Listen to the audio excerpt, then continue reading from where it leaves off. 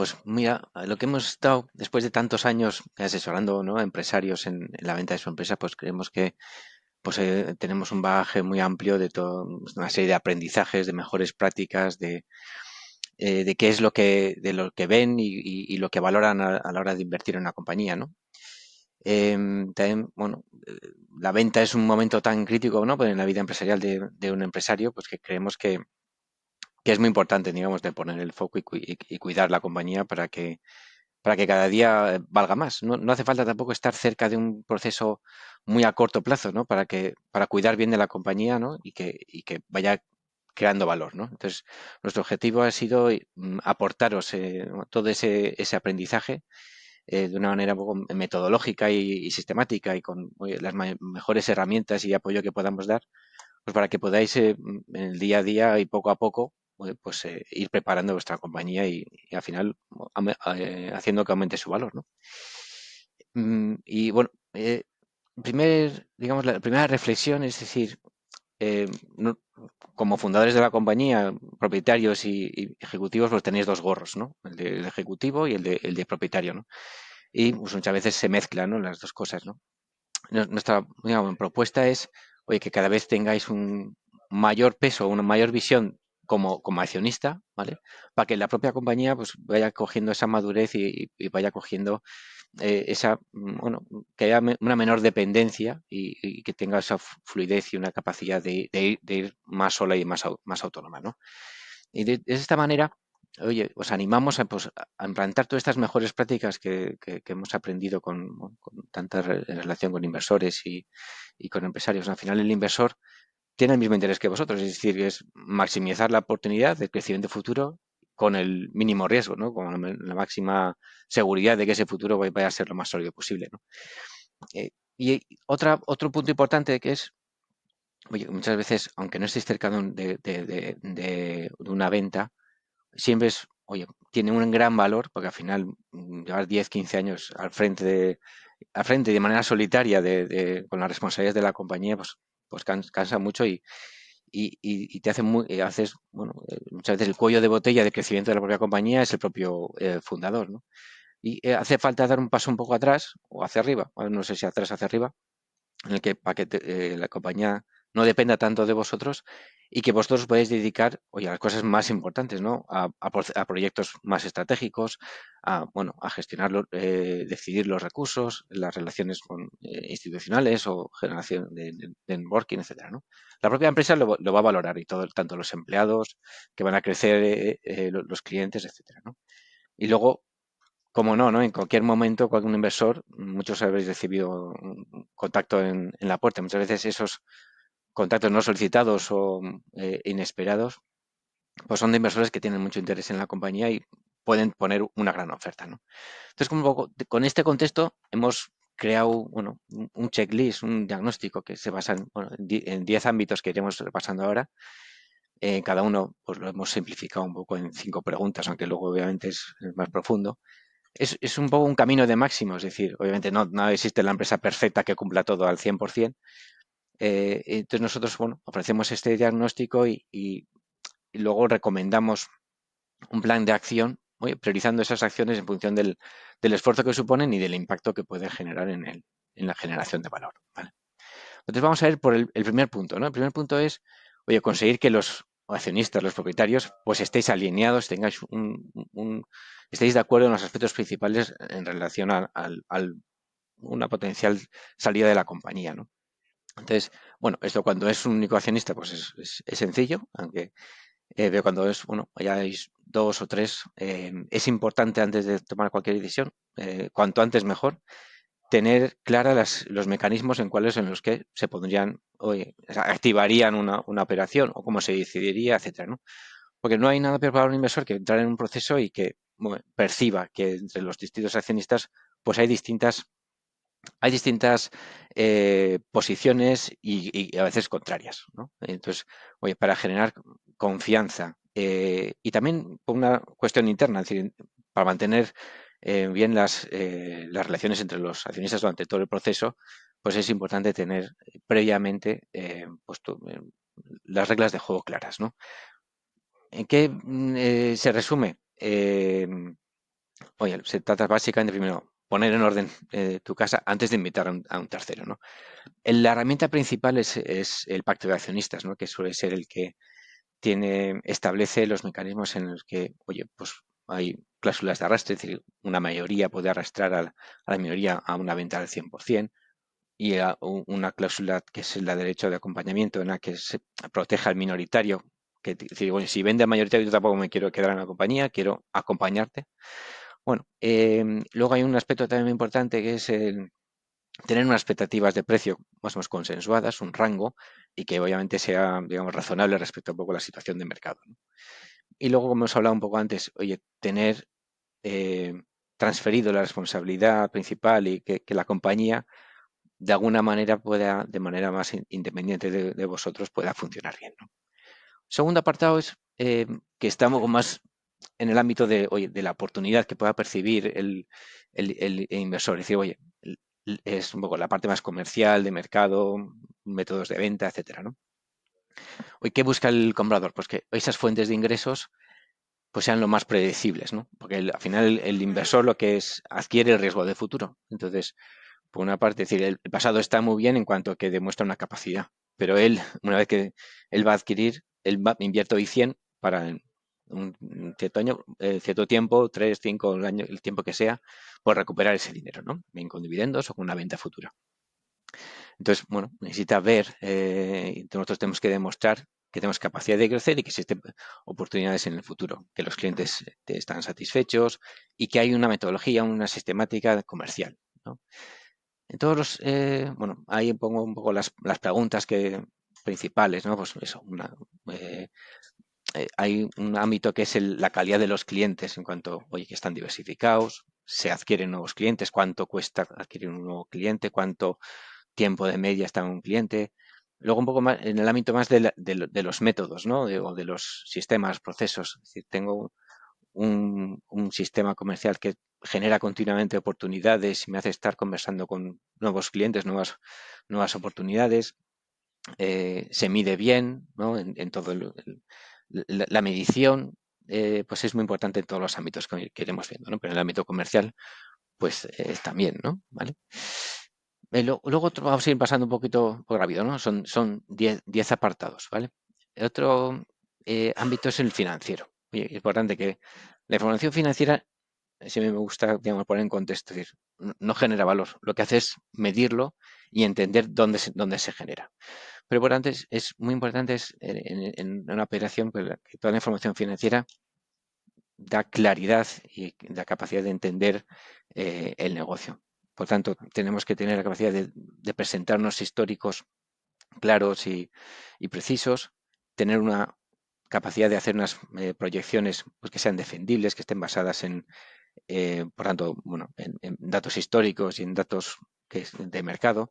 Y luego que el departamento financiero tiene que tener unos controles y unos procesos que sean capaces de presentar informes bueno, sólidos y periódicos, ¿no? Aquí, normalmente, ¿qué tres cosas nos solemos encontrar con la mayor casuística o mayores dificultades? Por una parte, nos solemos encontrar que las empresas les suele costar mucho desglosar las ventas, explicar las ventas por tipos de producto, tipos de servicio. O sea, la analítica de ventas, no sé si suele haber una falta de integración entre los sistemas de facturación y los sistemas contables, que ahí bueno, suele costar, ¿no? Y luego, por otra parte, nosotros necesitamos de todo el proceso ir mensualmente viendo la información financiera y normalmente los departamentos financieros no están preparados para, por ejemplo, el corte de operaciones mensual o el reconocimiento de ingresos y tal, lo suelen hacer una vez al año, o amortizaciones, lo suelen hacer a final de año y no están preparados para hacerlos mensualmente, ¿no? Bueno, lo cual da a veces una dificultad de tener visibilidad, ¿no? Luego también hay un tercer aspecto que también lo sufrimos mucho, es decir, bueno, y ayudamos a solucionarlo, es que se mezcla mucho lo que es la vida personal eh, de, de- de la propia empresa, ¿no? Y otras cosas como el capital circulante, ¿no? Es decir, que es el gran olvidado, es decir, oye, bien, eh, nos basamos en el EBITDA, etcétera, pero esa conversión del EBITDA a caja, porque al final el inversor lo que quiere es generar caja para recuperar su inversión, ¿no? Bueno, ese es un punto que solemos trabajar bastante también. Vamos al tercer bloque, que es sobre todo en las empresas de servicios, más que igual en las de producto, pero que también, ¿no? Es decir, dicen los inversores que además de comprar empresas, lo que adquieren son personas, son equipos, ¿no? Y ponen mucho foco en ese equipo clave al que le hemos ido cediendo y lo hemos ido desarrollando, le hemos ido eh, adquiriendo la cultura de la compañía y son los que van a hacer a futuro pues cumplir esos planes de esas proyecciones que tenemos, ¿no? Entonces, bueno, el inversor pues siempre pues pone mucho foco en entender ese equipo clave, que la compañía tiene unas políticas y unos planes de recursos humanos pues para reclutar, para desarrollar, para incorporar nuevas, para formar, para incorporar, ¿no? Luego se habla mucho de planes de retención, a mí me gusta más hablar de fidelización y de vinculación. La parte económica es importante, pero también la parte del proyecto, ¿no? del propósito de la propia compañía. Y luego otro, veis que sale aquí otra vez, ¿no? Es decir, la dependencia que puede tener la compañía del fundador. ¿Vale? Vamos al cuarto ámbito, que es el ámbito del producto y la tecnología. Sobre todo si estamos hablando de empresas tecnológicas, eh, aquí los propios, sobre todo si son inversores estratégicos, industriales, ¿no? Que hacen una due diligence específica de apartado técnico. Normalmente lo suelen hacer ellos porque tienen obviamente, su equipo, ¿no? De la unidad y también valoran mucho que poder integrar esos productos dentro de su ecosistema, ¿no? Entonces, lo analizan en dos ámbitos. Uno en el ámbito del propio producto, si es robusto, si tiene una hoja clara de desarrollo a 1 o 2 años, si la arquitectura pues, es sólida, está bien documentada. Y suelen mirar dos cosas tan importantes. Una es em, refactorización, o en el mundo del software pues hay a veces dependencia de programaciones antiguas que ya no están versionadas y por tanto cuánto costaría poder convertir, ¿no? Refactorizar. Y luego, por otra parte, es la escalabilidad. ¿Qué pasaría si la compañía se duplica las ventas el año siguiente? El producto lo podría asumir, sería capaz de, etcétera, ¿no? Y luego, en el mismo ámbito, es decir, bueno, ese es el producto y bueno, y cómo es el equipo de desarrollo del producto. Es decir, sigue unos estándares de codificación, hay un control de calidad, sistemas de desarrollo DevOps o Scrum, todo este tipo de cosas, ¿no? Entonces, bueno, aquí, como te decía, normalmente suele estar la propia compañía, sus departamentos suelen hacer el análisis, ¿vale? Luego, el quinto ámbito sería las operaciones, ¿vale? Em, que aquí, ¿qué busca el comprador, el inversor? Oye, que haya un rendimiento operativo, es decir, que la cosa funcione de manera constante y con el menor riesgo y dependencias posibles, ¿no?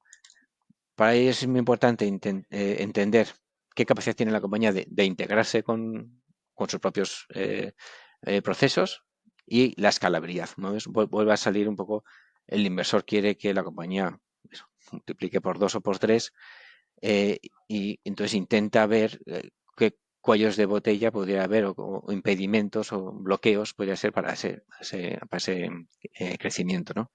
Quiere entender que la compañía no, digamos, no está en apagar fuego, sino que es una máquina bueno, que cumple su propósito, que por lo menos cuando entre va a mantener el nivel de servicio. Y un aspecto que, mira, toda la bibliografía que está viendo no se trabaja, pero que nosotros internamente lo valoramos mucho, que es que haya una filosofía, un método, etcétera, de mejora continua, ¿no? Em, que siempre le recomendamos que sea un poco de abajo arriba, es decir, que el propio empleado que está en ese momento de la verdad con el cliente o en el momento del servicio, etcétera, sea que el que identifique y proponga mejoras, ¿no? En este ámbito sí, hay tres puntos que me gustaría destacar. Uno es eh, documentar muy bien y estandarizar los procesos más críticos, a veces aplicando ¿no? El Pareto, ¿no? Es decir, si documento el 20% de los servicios, seguro que de los procesos, voy a tener el 80% cubierto, ¿no? Luego, no solo documentarlos, sino también medirlos, ¿no? Medir que realmente se está produciendo y identificar mejoras, ¿no? Porque un proceso, si en 6 meses no se ha mejorado, se va a quedar obsoleto. Esa es un poco mi experiencia, ¿no? Y bueno, y eso ahí van ligado con este tercer punto, que es los procesos de mejora, ¿vale? Esa mejora continua que a veces en, en servicios a veces se olvida más que en producto, ¿vale? Luego hay un elemento que parece que no es tanto de due diligence, sino que se suele considerar más como en el ámbito de lo que es la presentación, el cuaderno de venta, etcétera. Pero es muy importante que, eso, aunque no haya una presentación, digamos que el inversor, ¿no? Perciba que, bueno, perciba y que vea que la compañía tiene una visión clara del futuro, hacia dónde quiere ir, ¿no? Que esté soportada por datos, ¿no? Por pruebas y que esté especificada, ¿no? Porque es, ayuda a ser un plan estratégico, podría ser, ¿no? Ayuda para mí también como un elemento de comunicación interna. Es decir, oye, todo el equipo clave comparte la misma historia, ¿no? Sabe hacia dónde va, por qué y qué casuística, ¿no? ¿Qué implica? Bueno, implica tener claro cómo me posiciona en el mercado frente a la competencia, ¿no? Conocer el mercado, las capacidades que hay, tipo de clientes, canales, etcétera. Haber identificado oportunidades de crecimiento, ¿vale? Y ya estar trabajándola sobre ellas. Luego, y también desde un punto de vista ya más relacionado con una potencial operación, oye, tener identificadas qué sinergias, qué características mías pueden ser valoradas por un inversor y por qué tipo de inversor, ¿no? Aquí también me recomendaría, a veces hacer una cosa obvia, pero o sorprende un poco, ¿no? Nos cuesta que nos expliquen los clientes a veces, oye, definir cuál es la ventaja competitiva que tienen frente a sus competidores, ¿no? Oye, a veces, bueno, es algo que queda un poco indefinido, ¿no?